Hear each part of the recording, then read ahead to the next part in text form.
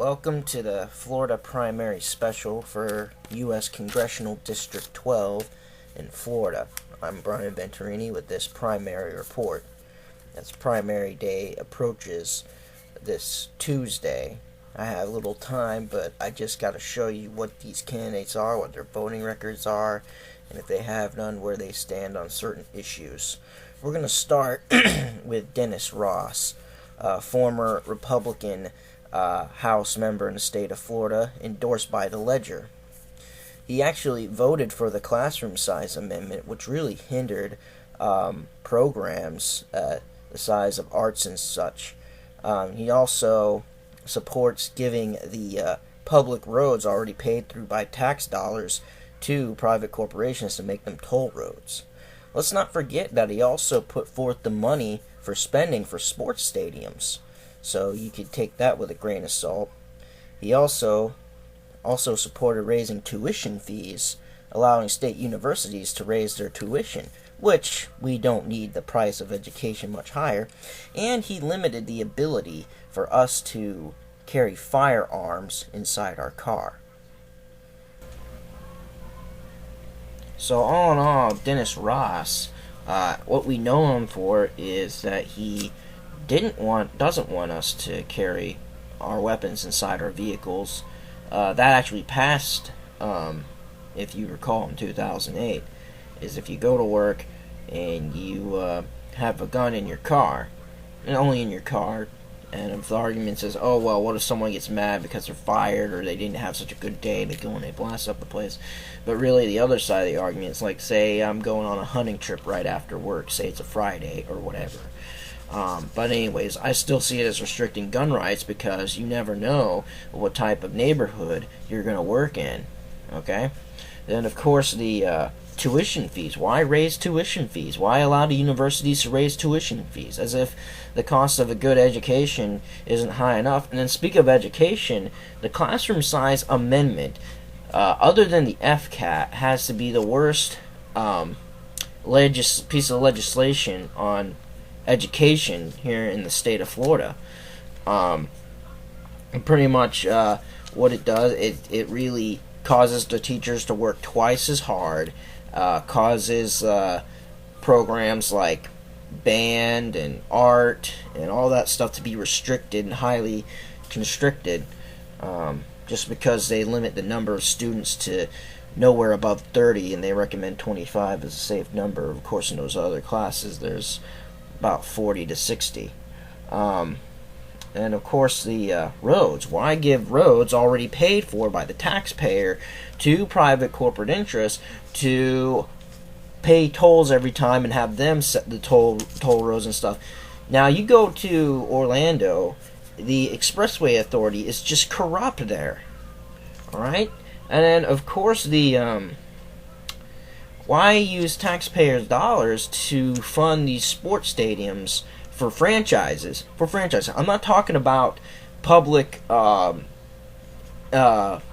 facilities like, say, the Lakeland Center or the Orlando Centraplex.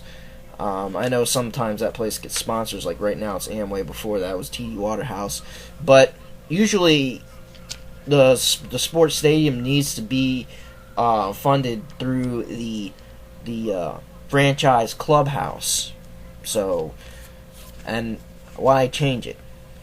And so that's my take on Dennis Ross, former, or is he current, Florida House member running for U.S. Congressman. Now let's move on to the next Republican candidate. John Lindsay is Dennis Ross's opponent. He has no political experience to speak of. When it comes to abortion, he says he's pro-life, but he is in favor of first trimester abortions. He would like to make it legal for rape and incest victims. However, the federal funding, he is against it. So it's kind of up in the air with that. When it comes to crime, he's for capital punishment. He wants reduced sentences for non-violent offenders. He wants to make it mandatory for drug dealers, however. I mean, go figure that. And when it comes to education, He does want federal standards for K through 12 testing, like standardized testing. However, he doesn't want any federal funding for public schools. He wants the states and county school districts to take care of that. As far as foreign policy, he supports all but one that we're currently doing. He wants to get out of Iraq, but wants to maintain status in Afghanistan, and even on board with striking Iran or Pakistan. On the environment, he says no to cap and trade, yes to drilling, yes to nuclear plants, and no federal funding for any of it. Now, I like that. Yep, nice and simple. And when it comes to the Second Amendment, no gun restrictions whatsoever. When it comes to health care, John Lindsay doesn't want any forced health care insurance plan, and he wants yes to tax credits as far as having a tax-free savings account for it, and stop federal regulation on it. Immigration says no path to citizenship for those who come in illegally. He would like to make English the official language. When it comes to spending, John Lindsay wants to cut funding for arts and agriculture, yet increase in defense and intel. However, he wants to reduce spending for homeland security. He wants to increase pay for active personnel in the military. He wants to reduce international aid, medical research, scientific research. But he wants to increase space exploration. Go figure. And he wants out of the UN. And when it comes to taxes, it's pretty simple. It's no capital gains tax. He wants to reduce the corporate income tax. He wants to push for a fair tax. Now, however, he does want to reduce the income tax for all three classes. But the thing is, why have an income tax when we have a fair tax? But I think he's missing the point here, like so many others.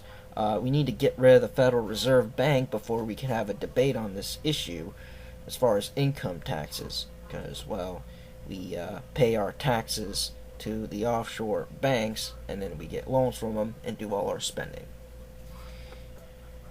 Now for the Democrats, first up is Doug Tudor, former E9 petty officer in the Navy.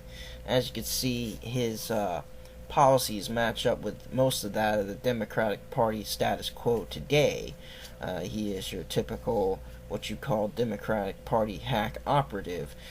He does say he supports the Second Amendment, but he does want to reduce, he does want to ban the assault rifles and have more restrictions.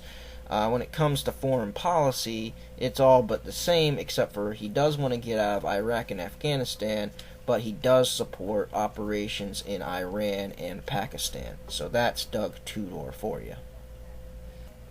And now moving on to current election supervisor Lori Edwards, who's also running for the seat under a Democratic ticket, former House member, but was unable to obtain her voting record. According to interest groups, she's about 50-50 on abortion. She's really pro-business, somewhere between 90 and 100%. When it comes to the Christian Coalition, she's 36%, and not really keen on gun rights. Now, her position papers are really just left to moderate left. But also, let's look at Randy Wilson, who's running under the Tea Party ticket. He's running unopposed. And I need to find out from him. It just has his current job description and other job descriptions. He's current commissioner. Can't really find much record. So, we'll find out more about him as general election comes closer. And that wraps it up for Brion's Florida primary special for U.S. Congressional District 12 here in the state of Florida. So I'd recommend, if you're GOP, vote for John Lindsay, because he's not an establishment candidate. And if you're Democrat, just because she's moderate, not too crazy, not a socialist, I'd vote for Lori Edwards. And I'll have more on Randy Wilkerson as general election time approaches.